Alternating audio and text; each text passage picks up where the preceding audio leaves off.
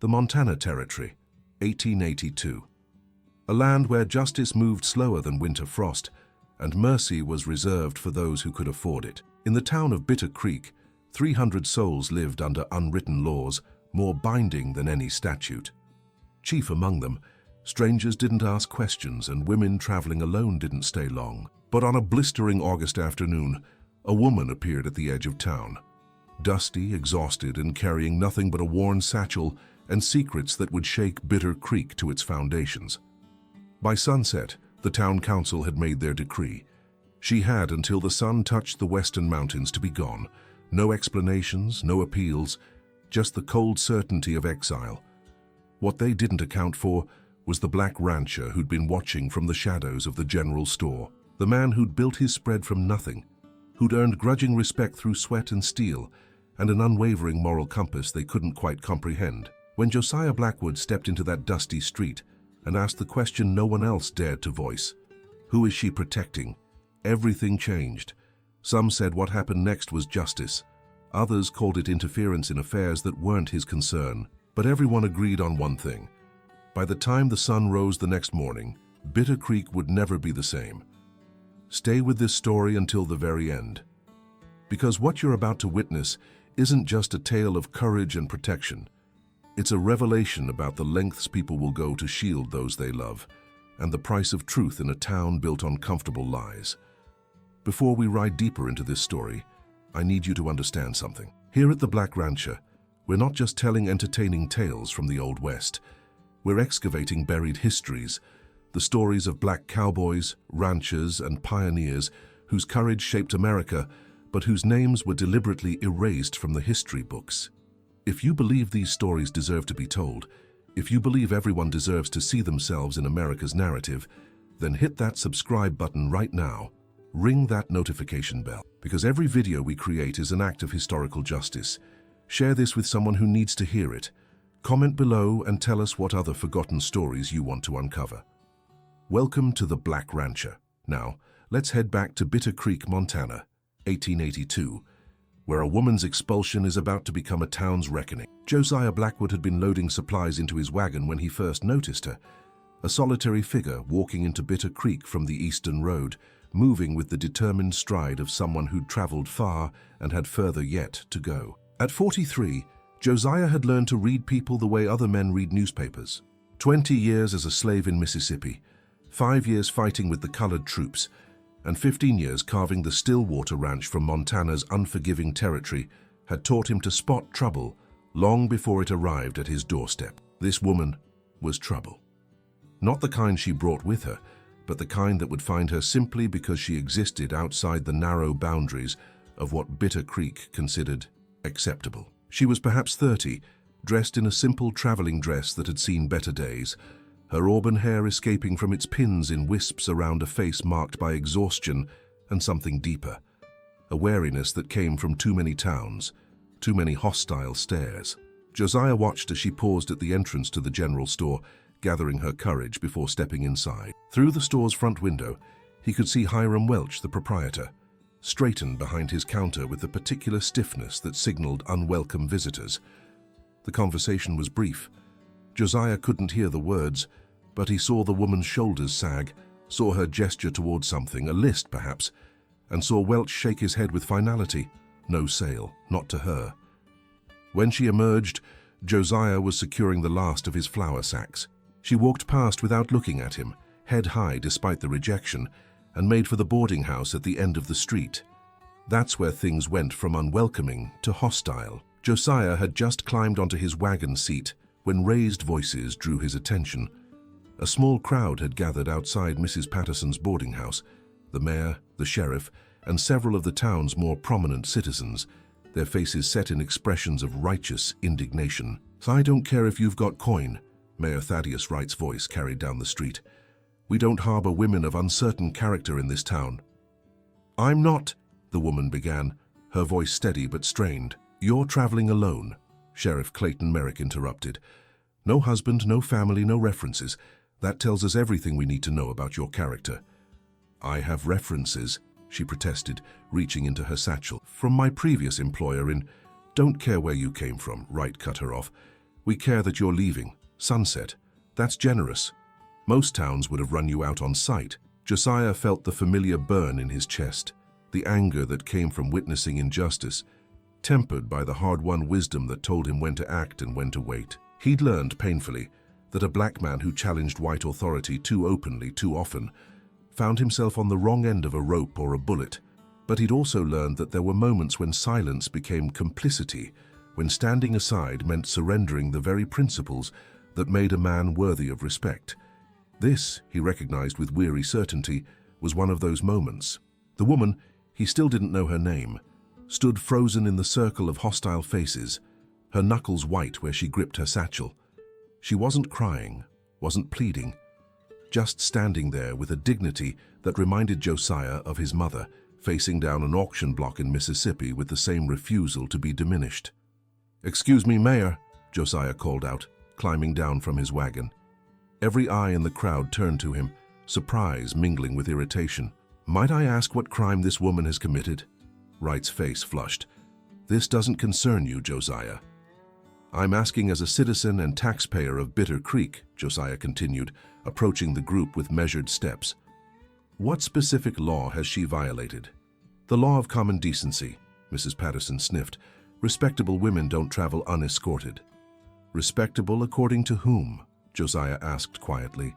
"And since when did we exile people for being alone?" Sheriff Merrick stepped forward, one hand resting on his gun belt in a gesture that was probably unconscious, but nonetheless threatening. "Josiah, you've earned a certain tolerance in this town.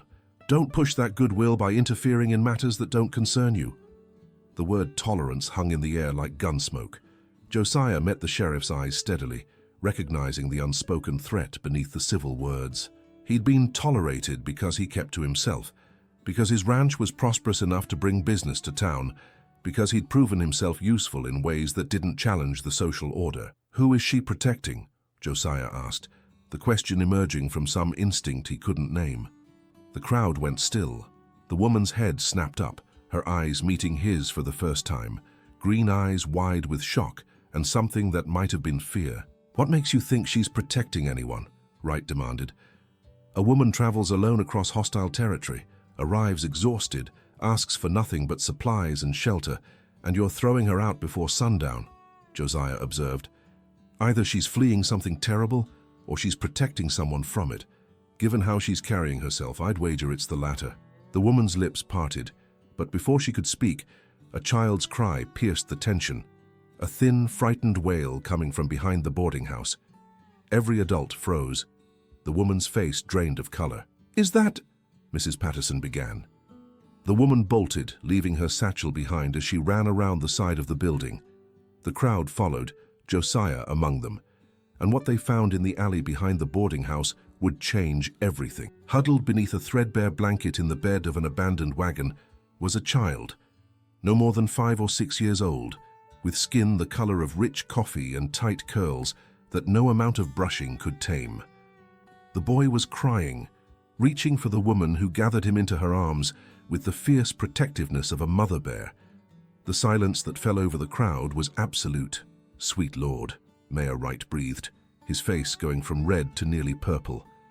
That child is—" "Mine?" the woman said, her voice ringing clear despite the tremor. "His name is Daniel, and yes, he is mine." Sheriff Merrick took a step back as if the boy carried contagion. Mrs. Patterson's face twisted with disgust. Other members of the crowd began muttering, their voices building into an angry buzz. "You brought a colored child into our town?" Wright's voice climbed into outrage. "A mulatto bastard? Do you have any idea what kind of shame, what kind of questions?" "He is not a bastard," the woman interrupted, her arms tightening around the boy. "His father and I were married before God and the law." "His father," Merrick said slowly, the implication dripping like poison, "was a Negro." "His father," she corrected with icy precision, "was a soldier, a sergeant in the 10th Cavalry. He died defending a supply wagon from raiders 2 years ago, and he was worth 10 of any man in this crowd." The casual racism Josiah had endured his entire life had built calluses over his heart, but even those couldn't fully shield him from the raw hatred now emanating from the crowd. He'd seen this before, the particular fury that white society reserved for white women who crossed the color line and for the children who resulted from those unions. "You have until sunset," Mayor Wright said, his voice shaking with rage. "Not a minute longer. And if we ever see you in Bitter Creek again, you'll find we have ways of dealing with your kind." "My kind?" the woman asked bitterly. "Mothers, widows, or just women who refuse to apologize for loving the wrong man?" "All three," Mrs. Patterson spat. "You've made your bed with animals and birthed one in return. Don't expect Christian charity from—" "That's enough." Josiah's voice cut through the vitriol like a blade, quiet but absolute. The crowd turned to him, their anger finding a new target. "This concerns you how exactly?"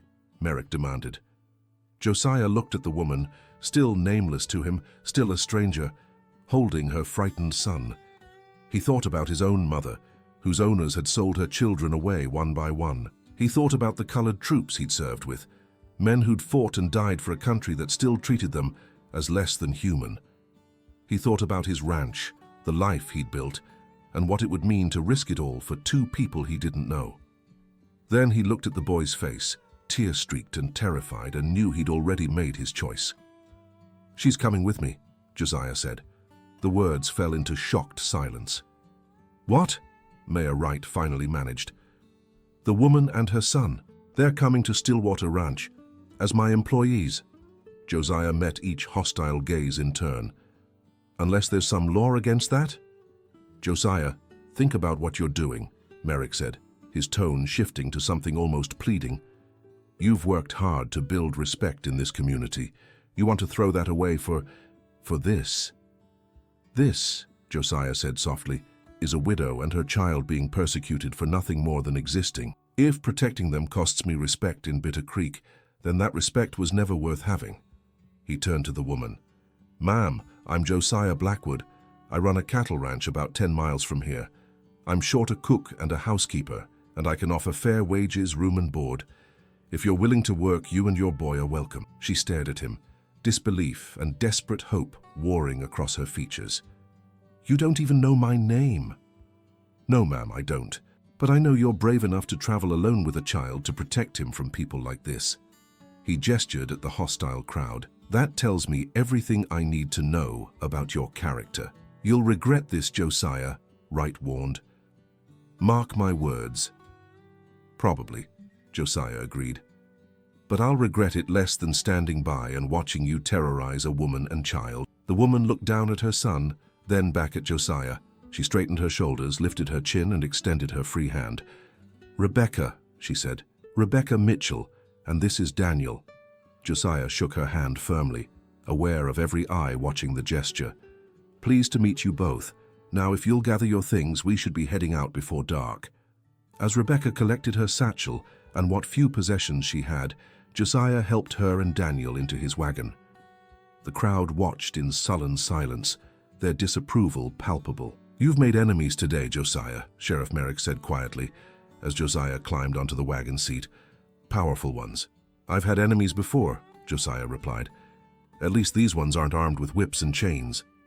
He snapped the reins, and the wagon rolled forward, carrying him away from the town's judgment and toward consequences he couldn't yet imagine. Behind him, Rebecca held her son close and allowed herself for the first time in weeks to believe they might actually survive. The 10-mile journey to Stillwater Ranch passed in near silence, broken only by the creak of the wagon and the rhythmic clip of hooves against packed earth. Rebecca sat in the back, with Daniel curled against her, finally sleeping after his terrified cries in Bitter Creek. Josiah drove, his broad shoulders tense beneath his worn cotton shirt, his eyes scanning the horizon with the vigilance of a man who'd learned to expect trouble. It was Rebecca who finally spoke, her voice barely above a whisper to avoid waking her son.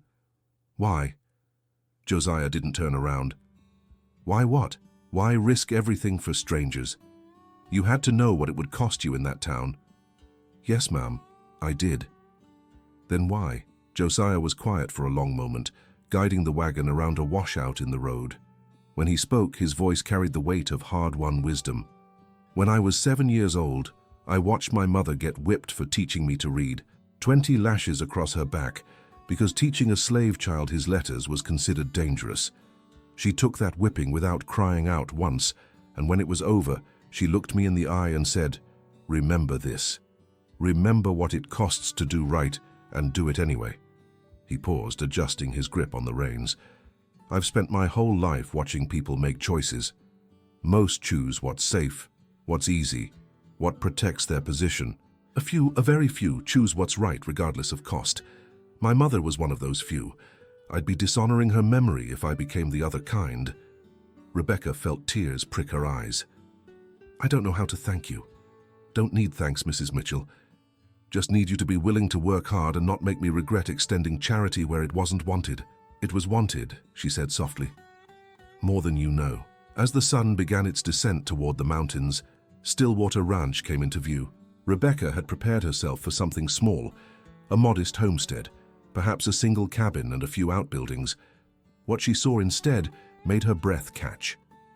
The ranch spread across a valley floor that seemed to go on forever, bounded by gently rolling hills and bisected by a creek that glinted silver in the fading light. The main house was a sturdy two-story structure, built from local timber, weathered but well-maintained. A barn large enough to house 20 horses stood to the east, and she counted at least 3 other outbuildings: bunkhouse, smokehouse, and what might have been a workshop. In the nearest pasture, perhaps 50 cattle grazed peacefully.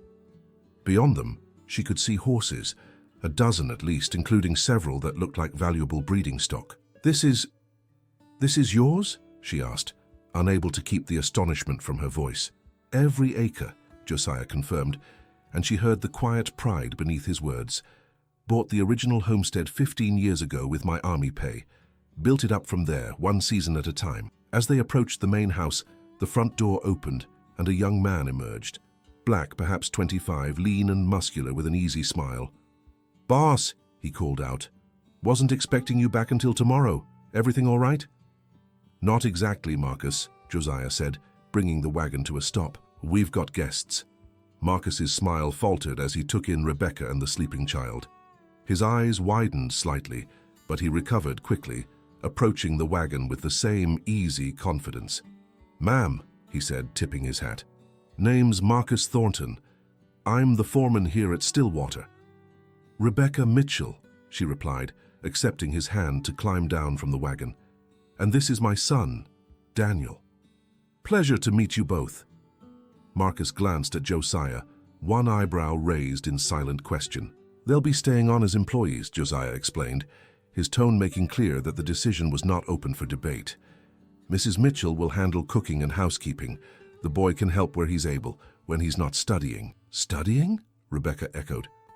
"Can't have a child growing up ignorant," Josiah said matter-of-factly, as if this were the most obvious thing in the world. "I've got books enough for basic education, and there's a traveling teacher who comes through twice a year. We'll make arrangements." Rebecca felt something crack inside her chest, the armor she'd built to protect herself from constant disappointment, from the world's casual cruelty. This man, this stranger, was offering her son not just shelter, but a future. "I don't understand," she whispered. Josiah looked at her directly for the first time since leaving Bitter Creek. His eyes were dark and steady, carrying decades of pain, but also an unshakable moral certainty. "Understanding can come later, Mrs. Mitchell. Right now you're exhausted, your boy needs proper food and rest, and we've got work to discuss in the morning. Marcus, show them to the guest room. I'll see to the horses." As Josiah unhitched the team, Marcus led Rebecca and the now stirring Daniel into the house. The interior matched the exterior, simple but well-maintained, furnished with handmade pieces that spoke to quality craftsmanship. The guest room on the second floor was small but clean, with a real bed. Rebecca couldn't remember the last time she'd slept on anything but a rough pallet. A washstand, and even curtains at the window. "Outhouse is out back," Marcus explained. "Kitchen's downstairs. Help yourself to whatever you need. Breakfast is usually around 6, but tomorrow sleep as long as you need. Boss will want to talk with you after you've rested." "Thank you," Rebecca managed. Marcus paused in the doorway, his expression thoughtful. "Don't know what happened in Bitter Creek, ma'am, but I know the boss. He doesn't take in strays lightly. If he brought you here, it's because he saw something worth protecting. You're safe now. I'll make sure of it." After he left, Rebecca set Daniel on the bed and sat beside him. stroking his curls as he looked around the room with wide, uncertain eyes. "Mama," he whispered, "are we really staying? For now, baby. For now. Is that man? Is he like Papa?" Rebecca felt her throat tighten. Daniel barely remembered his father, Marcus Mitchell, the strong and gentle sergeant who'd loved her despite the scandal it caused, who'd been the best man she'd ever known until raiders cut him down in a meaningless skirmish over a supply wagon. "Yes," she said softly. "I think maybe he is." That night, Rebecca slept deeply for the first time in months, and her dreams were not of flight, but of arrival. The next morning, Rebecca woke to sunlight streaming through the curtains and the smell of coffee drifting up from below. Daniel was still sleeping. One small hand curled against his cheek, and she allowed herself a moment to simply watch him, to see him safe, to see him at peace. Downstairs, she found Josiah and Marcus at the kitchen table, going over what looked like account books. Both men stood when she entered, and Josiah gestured to the coffee pot on the stove. "Help yourself, Mrs. Mitchell. There's bread and preserves on the counter." "Please," she said, "call me Rebecca. After what you've done for us, formality seems unnecessary." "Rebecca, then." Josiah closed the account book. "I imagine you've got questions." "Hundreds," she admitted, pouring coffee into a chipped but serviceable mug. "But I'll start with the most important. What do you expect from me?" "Honest work for honest wages. Nothing more, nothing less." Josiah leaned back in his chair. "I need someone to manage the household, cooking, cleaning, preserving, mending. Marcus and I do well enough on our own, but having someone dedicated to those tasks would free us up for ranch work. I can pay $30 a month plus room and board for you and the boy." Rebecca nearly dropped her mug. $30 was more than she'd made in 3 months at her last position, and that hadn't included proper housing. That's extremely generous." "It's fair," Josiah corrected. "And there's something else you should know. This ranch operates differently than most.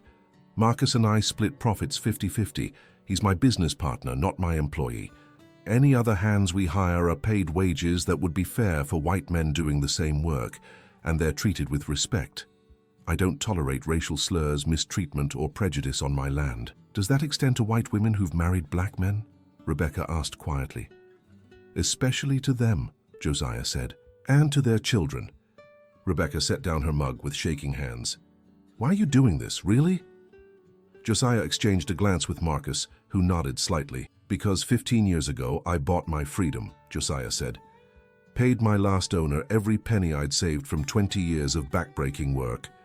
Walked away from that plantation with nothing but the clothes on my back and a letter of manumission I'd earned through blood and sweat." He stood and walked to the window, looking out over his land. "The first town I came to, they ran me out. Said free blacks weren't welcome. The second town, same thing. The third, they let me stay but wouldn't sell me supplies at fair prices. Wouldn't do business with me, treated me like I was stealing air by breathing it." "How did you end up here?" Rebecca asked. "Kept moving west until I found a place that cared more about a man's work than his color. Montana territory was still wild enough that ability mattered more than prejudice.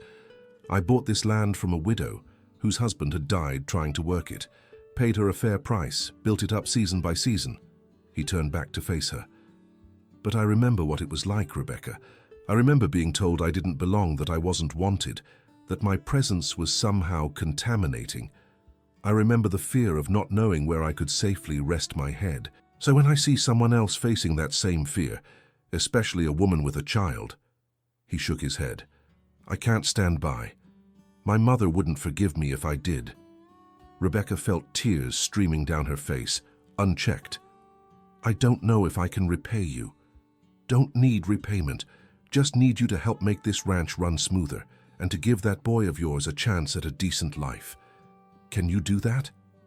"Yes," she whispered.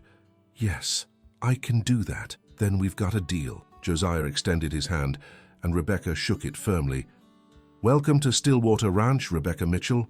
You're home now." For the first time since Marcus's death, Rebecca allowed herself to believe that might actually be true. The first week at Stillwater Ranch passed in a blur of activity. Rebecca threw herself into her work with the intensity of someone desperate to prove their worth.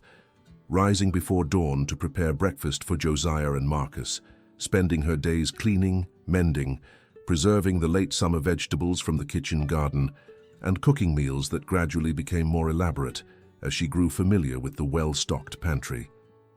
Daniel, initially shy and withdrawn, began to emerge from his shell under the gentle patience of both men. Marcus taught him to collect eggs from the chickens, to recognize different types of wood, to identify animal tracks. Josiah, in turn, began teaching him letters in the evenings, using an old primer he'd kept from his own painful education. "Sound it out," Josiah would say patiently as Daniel struggled with a word. "Take your time. Reading isn't a race." Rebecca would watch from her chair by the fire, mending in her lap, and feel something dangerous taking root in her chest. Hope. But the peace of Stillwater Ranch existed in fragile isolation. On the 8th day, reality came calling in the form of Sheriff Clayton Merrick. Rebecca saw him first, riding up the main road with 2 deputies in tow. She was hanging laundry on the line behind the house, and the sight of those 3 horses sent ice through her veins. "Josiah!" she called out, her voice sharper than intended. "We have visitors." By the time Merrick and his men reached the main house, Josiah was waiting on the porch, Marcus standing slightly behind him. Rebecca gathered Daniel close and watched from the kitchen window, every muscle tense. "Morning, Josiah," Merrick said, dismounting. His deputies stayed on their horses, hands resting conspicuously on their gun belts. "Mind if we have a word?" "You're having one right now," Josiah replied evenly. "What can I do for you, Sheriff?" Merrick's smile was thin. "Just checking in. Town's concerned about your recent hiring decisions. Town has no say in how I run my ranch." "Maybe not directly," Merrick acknowledged. "But when you harbor individuals of questionable character—" "Questionable character," Josiah interrupted. "You mean a widow and her child? What exactly is questionable about working hard and keeping to themselves?" "You know what I mean, Josiah. That woman married a Negro, birthed a—" He caught himself, glancing toward the house where Rebecca and Daniel stood watching, "birthed a child of mixed blood. That brings complications. The only complication I see is you riding out here to threaten paying employees on my private property." Merrick's jaw tightened. "I'm not threatening anyone. I'm warning you, friend to friend, that you're making yourself a target. There are people in Bitter Creek who don't take kindly to racial mixing, who see it as an affront to natural order." "Natural order?" Josiah's voice dropped to something dangerous. "You want to talk about natural order, Sheriff? Let's talk about how it's natural for a woman to protect her child, natural for a man to help someone in need, natural for human beings to show basic decency to one another, regardless of skin color. That's not how most folks see it." "Then most folks need to examine their souls." One of the deputies shifted in his saddle, his hand moving closer to his gun. Marcus's hand drifted toward his own hip, where a pistol rested in a worn holster. "Easy," Merrick said, raising one hand. "Nobody's here to start trouble, just delivering a message. The town council wants you to know there will be consequences if you persist in this course of action." "What kind of consequences?" Merrick shrugged. "Bitter Creek is a small town, relies on cooperation between businesses, between neighbors. A man who sets himself against community standards might find that cooperation drying up, supplies becoming scarce, contracts getting cancelled, that sort of thing. So you're here to threaten my livelihood because I hired a cook and a housekeeper. I'm here to encourage you to reconsider choices that are bad for business, for everyone's business." Josiah descended the porch steps, moving with the deliberate calm of a man who'd learned to control his anger through decades of necessity. He stopped 3 feet from Merrick, close enough that the sheriff had to look up slightly to meet his eyes. "Tell your town council this," Josiah said quietly. "I built Stillwater Ranch with my own hands, my own sweat, my own blood. I bought this land legally. I pay my taxes. I contribute to the local economy. I have broken no laws, committed no crimes, caused no harm." He paused, letting each word land with weight. "If Bitter Creek wants to punish me for showing basic human decency, then Bitter Creek can choke on its own prejudice. I don't need the town's approval to run my ranch, and I sure as hell don't need its permission to employ whoever I damn well please. Now get off my property." Merrick's face flushed red. "You're making a mistake, Josiah." "Maybe. But it's my mistake to make." The sheriff remounted, his movements stiff with suppressed anger. "Don't say I didn't warn you." "Oh, I heard your warning, Sheriff, loud and clear, and I'm telling you and anyone else who's interested that threats won't change my mind. Now, unless you've got actual business on Stillwater Ranch, I suggest you ride out before I start questioning why armed men are trespassing on private property." Merrick's hand moved toward his gun, then stopped. He'd just realized, Rebecca thought from her position at the window, that Josiah wasn't alone, that Marcus was armed, that he himself stood on property where he had no legal authority, and that trying to enforce his will through violence would end very badly for everyone involved. "We'll be watching," Merrick said finally, wheeling his horse around. "Don't think we won't." The three men rode off, dust rising behind them. Josiah stood watching until they disappeared over the ridge, then turned and caught Rebecca's eye through the window. He nodded once, a gesture that said, "I meant what I told them," and she felt something shift inside her chest. This man, this stranger who'd become her employer and protector, was willing to face down the entire town's hostility for her sake. The weight of that realization was almost crushing. That evening, after Daniel had been put to bed, Rebecca found Josiah on the porch, staring out at the darkening landscape. "You shouldn't have done that," she said softly. "Done what?" "Threatened your business relationships, your standing in the community. All for us." Josiah was quiet for a moment. "You think I should have let them intimidate me into throwing you out? I think you should protect what you've built. You worked too hard for this ranch to lose it over strangers." "Rebecca," he said, turning to face her, "do you know what I learned during my years as a slave? What the most important lesson was?" She shook her head. "That a man without principles is already lost. Doesn't matter how much land he owns, how much money he has, how much respect his community gives him. If he compromises his soul to keep those things, they're worthless." He gestured at the ranch spread out before them. "This place is important to me. Built it with my own hands. Watched it grow season by season. But if keeping it means turning away a woman and child who need help, if it means bowing to the same prejudice that kept me in chains for 20 years, then it's not worth keeping." "But no buts, Rebecca. I made my choice. I'll live with the consequences." Rebecca felt tears welling again. "I don't understand you. Not much to understand. I'm just a man trying to do right by the world, trying to be the kind of person my mother believed I could be." They stood in companionable silence as stars began to emerge in the darkening sky. Somewhere in the distance, a coyote howled, a lonely sound that Rebecca had learned to find comforting rather than frightening. "Thank you," she said finally, "for all of it. For seeing us as human beings instead of problems." "You are human beings," Josiah said simply. "That's all the reason I needed." Inside, Daniel cried out in his sleep. A nightmare, Rebecca recognized, of the kind that had plagued him since Marcus's death. She hurried upstairs to comfort him, leaving Josiah alone with the night and his choices. Marcus joined him a few minutes later, carrying 2 cups of coffee. "Boss," he said carefully, "you know this is just the beginning, right? Merrick showing up means the town's serious about making trouble." "I know. We could lose contracts, supply lines. Hell, they might even try to run us out entirely." "I know that too." Marcus took a sip of his coffee. "Just wanted to make sure you'd thought it through." "I have." "And?" Josiah smiled, a tired expression that carried the weight of too many compromises, too many years of biting his tongue and bowing his head. "And I'm done making myself smaller to fit into spaces that were never meant for me anyway. If standing tall means standing alone, so be it." Marcus nodded slowly. "In that case, I'm with you, all the way. You don't have to—" "Yes, I do. You gave me a chance when no one else would. Fair wages, real partnership, respect. I'm not about to abandon that because some bigots in Bitter Creek got their feelings hurt." The 2 men clinked their coffee cups together in silent solidarity, and in that moment, they became something more than employer and foreman, more even than business partners. They became brothers in a cause neither had chosen, but both would defend with everything they had. Inside, Rebecca rocked Daniel back to sleep, whispering promises she desperately hoped she could keep. Outside, Josiah and Marcus watched the stars and prepared for the storm they knew was coming.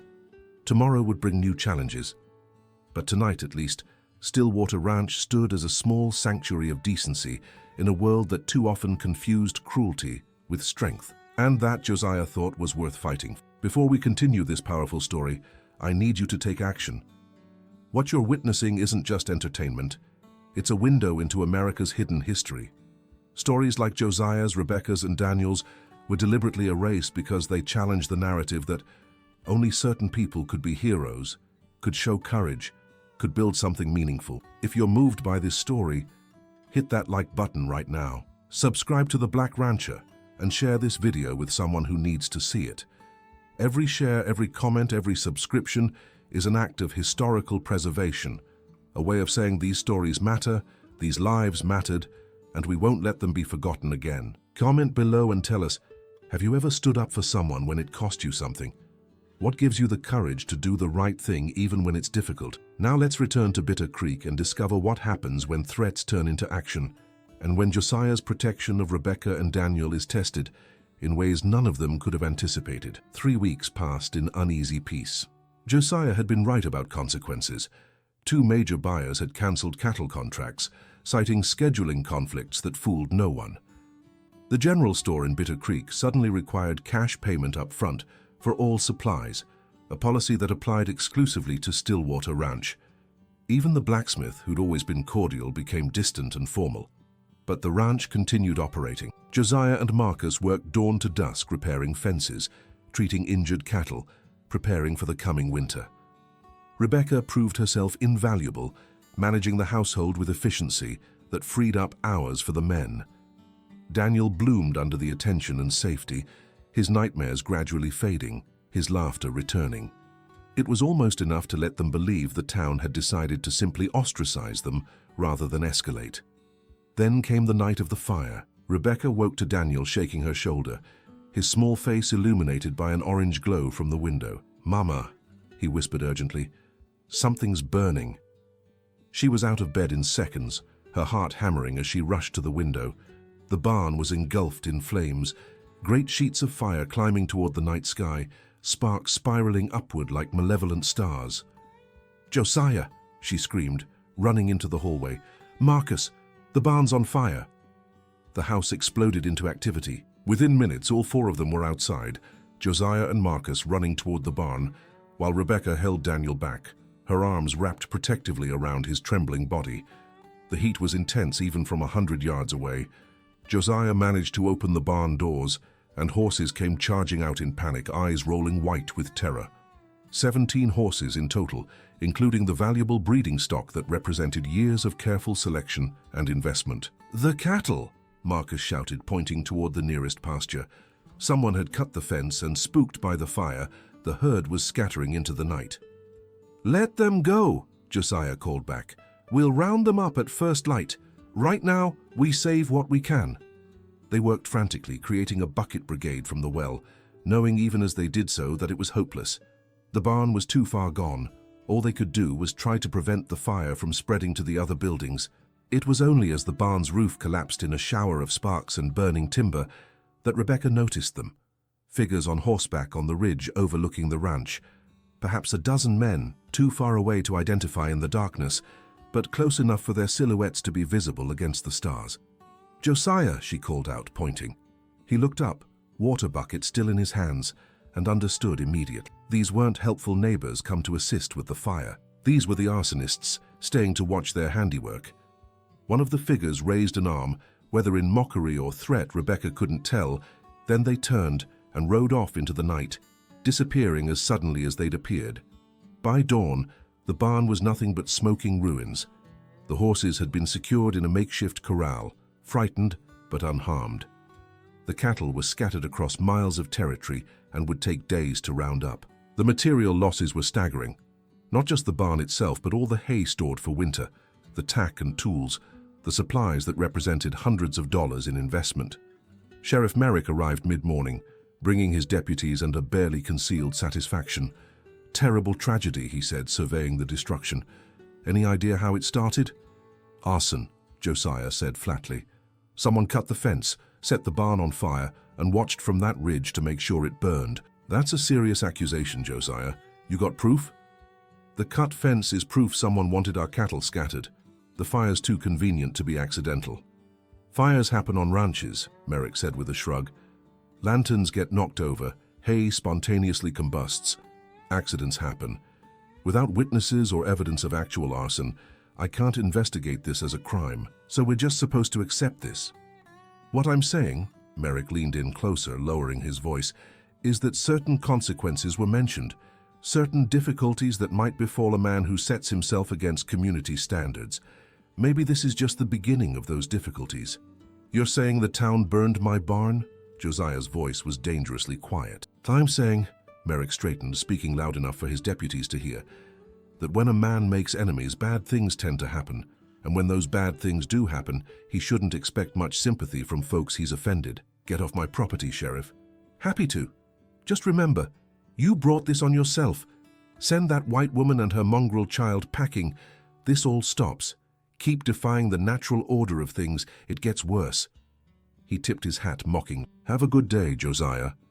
After the sheriff left, Rebecca found Josiah standing in the ashes of the barn, his face set in an expression of barely controlled fury.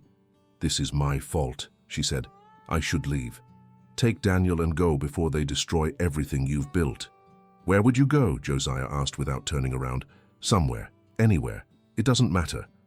It does matter. Now he looked at her, his eyes fierce. They burned my barn to terrorize you into leaving. If you leave, they win. They learn that violence and intimidation work, that they can drive off anyone they don't like through threats and destruction. But your ranch can be rebuilt. Barns can be replaced. Cattle can be recovered. But principles, Rebecca, once you compromise those, you can never get them back. Marcus approached, leading a saddled horse. Boss, I'm going into Prairie Rose to hire extra hands. We need help rounding up the cattle and rebuilding before winter. Josiah nodded. Take whatever money you need from the lockbox. And Marcus, be careful. If they're willing to burn a barn, they might try worse. After Marcus rode off, Rebecca helped Josiah begin the grim work of salvage, pulling out anything from the barn ruins that might be saved, organizing the scattered tools, taking inventory of what they'd lost. Daniel helped where he could, carrying smaller items, fetching water for the men. He worked with a seriousness beyond his years, and Rebecca felt her heart break, watching him try so hard to be useful, to justify his presence, to somehow make up for the trouble his existence had caused. That evening, as they ate a simple dinner of bread and soup, Daniel spoke up suddenly. It's because of me, isn't it? The fire, they did it because of me. The adults froze. Rebecca opened her mouth to deny it, but Josiah spoke first. No, Daniel, they did it because of themselves, because they're so afraid of anything different, anything that challenges their view of the world, that they'd rather destroy than adapt. That's not your fault. That's their failure, not yours. But if Mama and I left, then they'd move on to their next target, Josiah interrupted gently. People who use violence to enforce their views don't stop when you give in. They just find someone new to terrorize. The only way to stop them is to stand firm and show them that fear doesn't work, even if it costs you everything. Daniel's voice was small. Josiah smiled, a tired expression but genuine. Son, I've already lost everything once. Was a slave in Mississippi, owned nothing but the clothes on my back and the scars on my skin. Built myself back up to this. He gestured at the ranch around them. If I can do it once, I can do it again. But I can't rebuild my integrity if I compromise it to save property.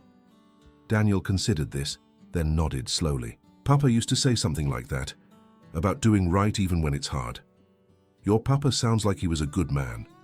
He was the best man, Daniel said, and Rebecca heard the echo of her own words in his voice. He said being brave isn't about not being scared. It's about being scared and doing the right thing anyway. Your papa was wise. Josiah met Rebecca's eyes across the table, and his son is learning the same wisdom. Later, after Daniel had been put to bed, Rebecca found herself alone with Josiah on the porch, a pattern that had become their evening ritual. You shouldn't encourage him to think staying here is safe, she said quietly. They burned the barn. What's next? The house? What if they come when we're sleeping? We'll post a watch, Josiah said. Starting tonight, Marcus and I will alternate shifts. This is insane. We're preparing for a siege over the right to simply exist in peace. Welcome to the frontier, Rebecca. It's always been this way for people like us. people who don't fit into neat categories, who challenge the comfortable prejudices. He paused. You think it was easy for me to build this ranch? I've been fighting these battles for 15 years. The only difference now is I'm not fighting alone. I don't want you fighting my battles. They're not just your battles anymore. They're all our battles. Yours, mine, Marcus's, Daniel's. The battle to be treated as human beings instead of problems to be solved or threats to be eliminated. Rebecca was quiet for a long time, watching the stars emerge. My husband used to say something similar, that every small stand matters, even if it feels futile. Tell me about him, Josiah said. About Marcus. So she did. She told him about meeting Sergeant Marcus Mitchell at Fort Robinson, where she'd worked as a cook, about how he'd been different from every other man she'd known, gentle but strong, respectful but passionate, unwilling to accept society's rules about who could love whom. My family disowned me when I married him, she said I'd betrayed my race, degraded myself, chose an animal over civilized white men. They weren't at our wedding, didn't meet Daniel, didn't send word when my father died. I'm sorry. I'm not. I had 5 years with the best man I've ever known. 5 years of being loved completely, of building a life based on mutual respect and shared dreams. When he died, she paused, voice breaking. When he died, I thought I'd never feel safe again. Thought I'd spend the rest of my life running, hiding, apologizing for existing. And now I'm starting to remember what it feels like to stand still. To believe I might have found a place that doesn't demand I apologize for loving the wrong man or birthing the wrong child. Josiah nodded slowly. That's what Stillwater Ranch is supposed to be. A place where who you are matters more than what you look like or who you loved. If I can't protect that principle, then I don't deserve to own this land. They sat in companionable silence. Two people bound by shared understanding and mutual respect, watching over a ranch that had become more than property. It had become a symbol of resistance against a world determined to crush anyone who didn't conform. Tomorrow would bring more challenges. The cattle needed rounding up, the barn needed rebuilding, and somewhere out there, the men who'd set the fire were planning their next move. But tonight, at least, they stood together. And that, Rebecca thought, might be enough. Marcus returned from Prairie Rose 3 days later with unexpected news.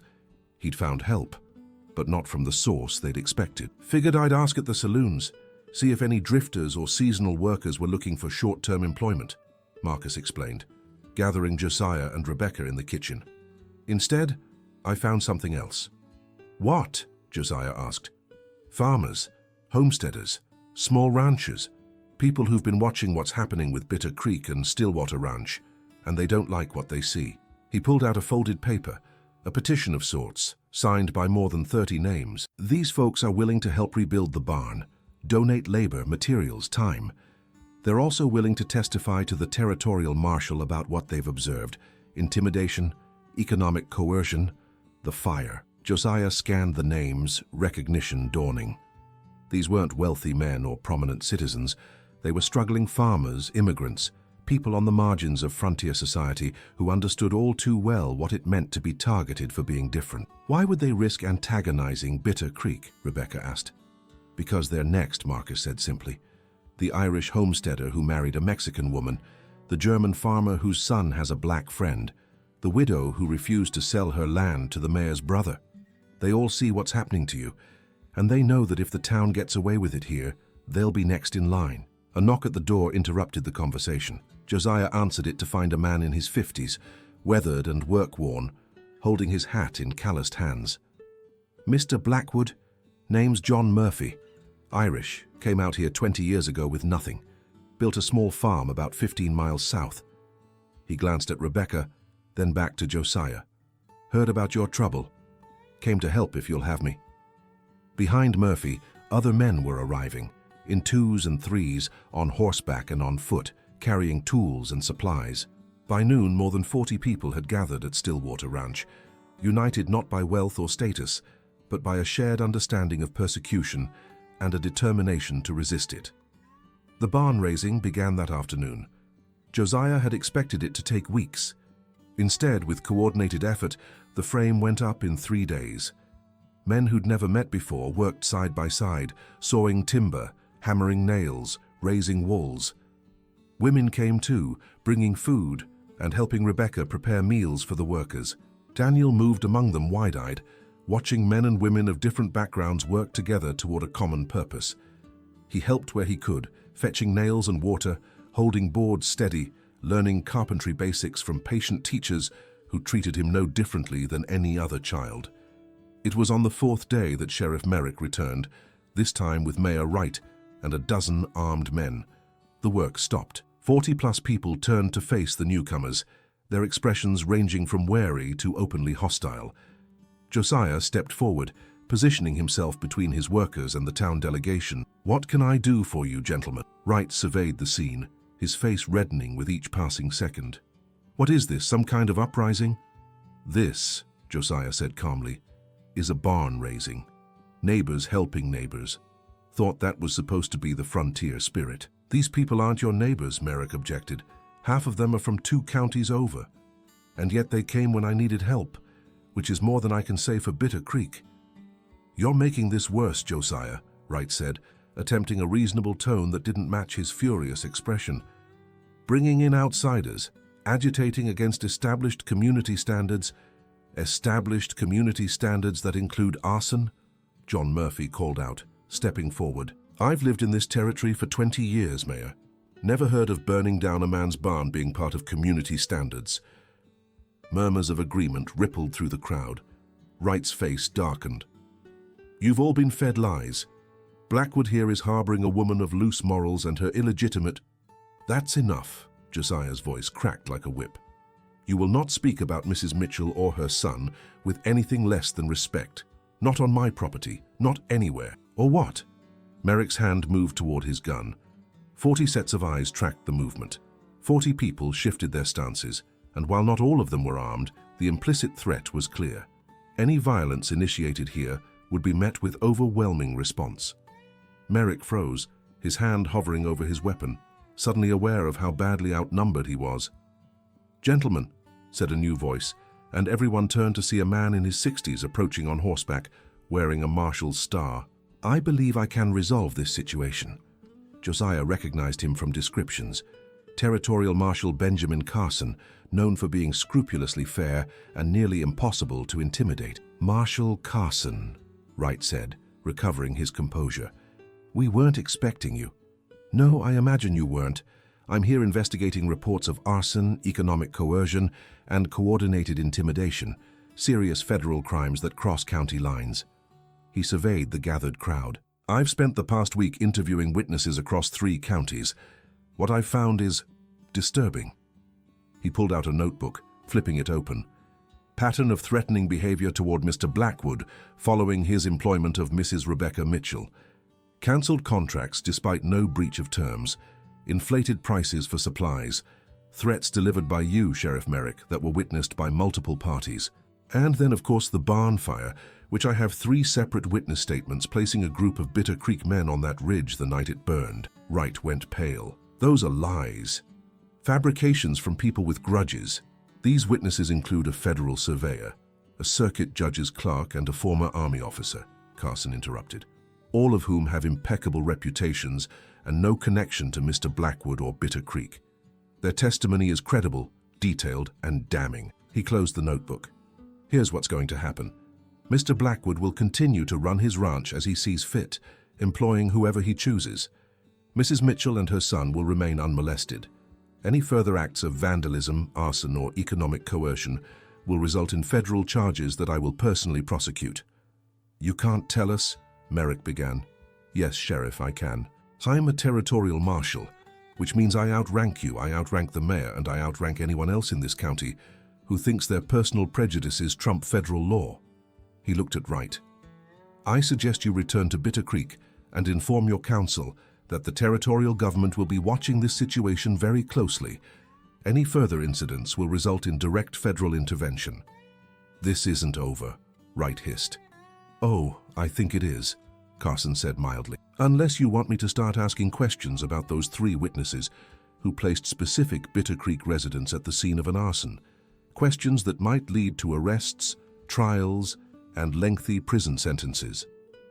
The threat hung in the air, Wright and Merrick exchanged glances, realizing they'd been outmaneuvered. "We'll be going," Wright said stiffly. "Excellent choice." Carson watched them mount up and ride off, taking their armed men with them. When they disappeared over the ridge, he turned to Josiah. "Mr. Blackwood, I owe you an apology. This situation should never have escalated this far. The territorial government has been negligent in protecting its citizens equally." "You're here now," Josiah said. "That's what matters." Carson nodded, then addressed the crowd. "I want to thank all of you for standing with your neighbor. This is what frontier justice should look like. Communities coming together to protect the vulnerable, to resist tyranny, to uphold principles over prejudice. You've given me hope that the territories can become states worthy of joining the Union." A cheer went up from the crowd. Rebecca, watching from the porch with Daniel, felt tears streaming down her face, not of sorrow this time, but of relief so profound it was almost painful. The barn was completed within the week, a structure more solid and spacious than the one that had burned. The scattered cattle were rounded up, the damaged fences repaired. Stillwater Ranch not only survived the assault, it emerged stronger. But more importantly, something had shifted in the broader community. The farmers and homesteaders who'd come to help began regular cooperation, sharing resources, providing mutual aid, creating a network of support that existed outside Bitter Creek's influence. Rebecca continued as Stillwater's housekeeper, but gradually her role expanded. Her knowledge of preserving, her skills with medicinal herbs, her ability to nurse injured animals back to health, all made her invaluable not just to the ranch, but to the entire network of small farms surrounding it. Daniel thrived, growing stronger and more confident each month. He learned to ride, to work cattle, to read increasingly complex texts. The education Josiah provided went beyond letters. It included lessons in dignity, in standing firm for principles, in measuring a person's worth by their actions rather than their appearance. On a crisp autumn morning 6 months after the barn fire, Rebecca found Josiah on the ridge overlooking the ranch, watching the sunrise paint the valley in shades of gold and amber. "Thinking about something specific?" she asked. "Or just enjoying the view?" "Both," he admitted. "Thinking about how far we've come, how close we came to losing everything. But we didn't. No, we didn't. Thanks to people willing to stand up, to put themselves at risk for strangers. It makes you believe in humanity again." Rebecca was quiet for a moment. "I never properly thanked you for that first day in Bitter Creek, for asking the question no one else would ask." "Who were you protecting?" Josiah smiled. "Seemed important at the time." "It was. It is." She looked back at the ranch house, where Daniel was helping Marcus feed the horses. "You gave us more than shelter, Josiah. You gave us back our dignity, our right to exist without apology." "We gave each other that," he corrected gently. "You taught me that standing for principle has costs, yes, but also rewards. That building something good is worth the risk of losing everything." They stood together watching the sunrise, two people who'd found in each other not romance, though there was mutual respect and deepening friendship, but something more fundamental, the recognition that they were both fighting the same battle, that their struggles were interconnected, that survival meant solidarity. Down in the valley, the new barn stood as testament to what communities could accomplish when they chose cooperation over competition, compassion over cruelty. Stillwater Ranch had become more than one man's property. It had become a symbol of resistance, a beacon for those who refused to accept society's arbitrary division. "What do you think will happen?" Rebecca asked. "Long term?" "Honestly, I don't know. The war is over, slavery is ended, but prejudice persists. Will take more than one generation to root it out, probably more than several. But we're planting seeds. You, me, Marcus, all those people who came to help rebuild. Seeds of a different way of seeing, of living, of being in community with each other. That's a lot of responsibility. Maybe. But someone's got to do it. Might as well be us." A cold wind swept across the ridge, carrying the promise of winter. Rebecca pulled her shawl tighter, but didn't move from her spot beside Josiah. She'd stopped running, stopped hiding, stopped apologizing for existing. She had found in this unlikely place with this remarkable man something she'd thought lost forever, a home. Not just a physical shelter, but a spiritual one, a place where she and Daniel could grow without constantly bracing for the next attack, where their humanity was recognized and protected, where they were valued for who they were rather than judged for violating social boundaries. "Thank you," she said again, meaning it with every fiber of her being. "Thank you," Josiah replied, "for trusting me, for staying, for helping make this ranch into what it was always meant to be." What's that? A place where anyone can find refuge, regardless of where they came from, or who they loved, or what color their skin happens to be. A place where work and character matter more than prejudice and fear. Down below, Daniel's laughter rang out as one of the young horses nuzzled his hand, seeking treats. The sound carried on the morning air, clear and joyful, and utterly free. Rebecca thought about the woman she'd been 6 months ago, frightened, desperate, expecting nothing but rejection and exile. She thought about the boy Daniel had been, traumatized, silent, carrying grief too heavy for such small shoulders.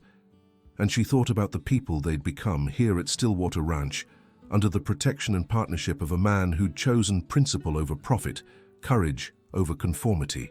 The sun climbed higher, burning off the morning mist, revealing the full scope of the ranch below.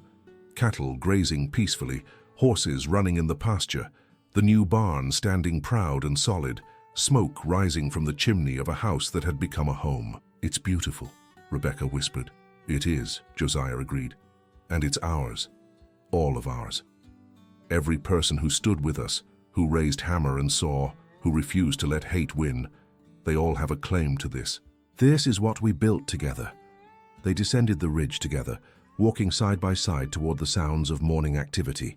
Marcus calling out instructions, Daniel giggling at the antics of a playful calf, the ordinary sounds of a working ranch filled with people who'd chosen to create something better than the world they'd been given. Behind them, the sun continued its ascent, casting long shadows across land that had been claimed, fought for, nearly lost, and ultimately defended by people who understood that some things, dignity, justice, the right to exist without fear, were worth any price.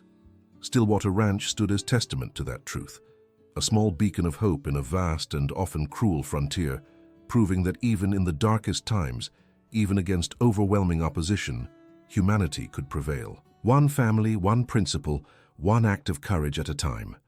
If you made it this far, thank you. Thank you for caring about stories that challenge how we see American history. Thank you for believing that everyone's story matters, not just those who were deemed acceptable by the standards of their time. Josiah Blackwood represents thousands of black ranchers, farmers and pioneers whose names we'll never know. People who built the West with their hands, their courage, and their unwavering moral strength. Rebecca Mitchell and her son Daniel represent the countless individuals who were persecuted for loving across racial lines, for refusing to accept society's narrow definitions of acceptable behavior. Their story is real, even if their names are fiction. It happened in Montana, in Colorado, in Texas, in every corner of the American frontier, where people dared to dream of something better than the prejudice they'd inherited. If this story moved you, share it.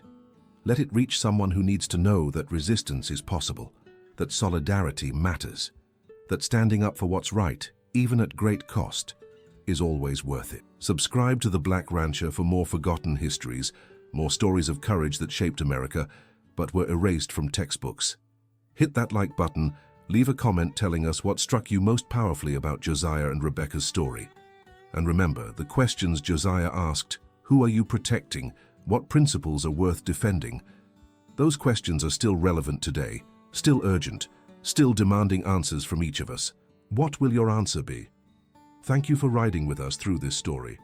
Until next time, remember, courage isn't the absence of fear. It's choosing principle over safety, compassion over convenience, and standing firm even when the whole world says to compromise. This is The Black Rancher, reminding you that the frontier was built by people of every color, every background, every kind of love. And those stories deserve to be told.